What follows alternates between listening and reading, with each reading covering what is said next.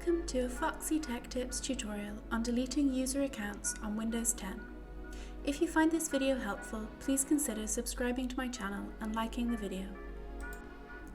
Begin by opening up the Start menu, then click on the Settings button.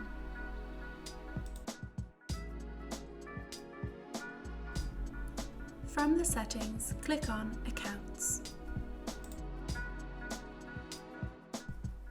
Now select Family and Other Users from the sidebar on the left.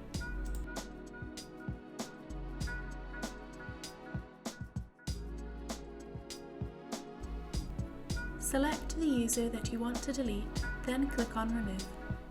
Now click on Delete Account and Data if you're sure you want to remove the user.